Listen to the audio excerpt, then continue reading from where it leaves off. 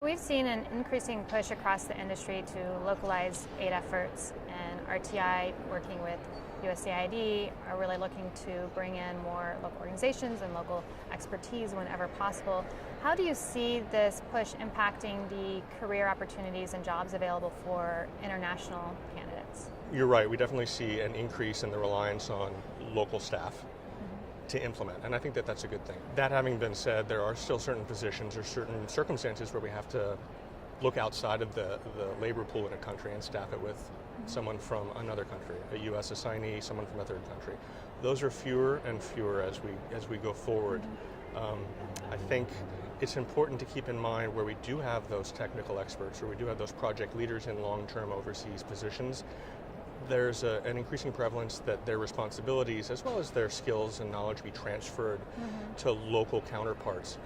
So we see more chiefs of party, for example, being phased out over the course of a 5-year project. We see more key personnel position from the outset being staffed by local experts as well.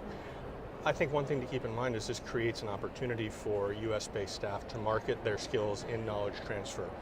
Not necessarily as a focus, but as a way that they add value and differentiate themselves from other technical experts or project managers looking for an overseas assignment. Someone who has successfully handed over responsibility on a team, whether it's in the international development world or not, is an important skill for us to have to be able to achieve that shift from external expert to local expert as a project matures. Right. And you mentioned on our panel earlier how we've moved to this global marketplace of talent. That's right. And there's a lot of talented professionals in the program countries, developing world, working in their country, but have a lot of value to bring to maybe neighboring other countries and other contexts. What kind of opportunities do they have to move around within RTI or in the sector broadly? Yep. So we want to recognize that talent exists worldwide and not force someone to fit into a predefined label of international, local.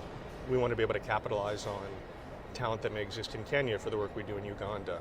We want to be able to find someone who's already resident in a country and be able to take advantage of the skills they bring without necessarily having to consider them as an expensive expatriate. So we're more flexible in how we define the ways that we employ someone, the terms and conditions of employment, the benefits we provide.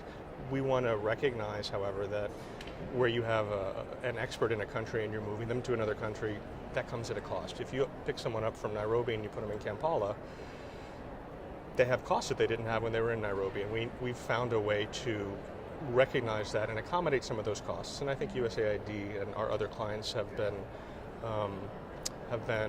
accommodating of that classification. That's something we call a regional third country national, where you don't have the same kind of differentiated costs of a U.S. national moving to Kampala, but there are still some costs to be incurred.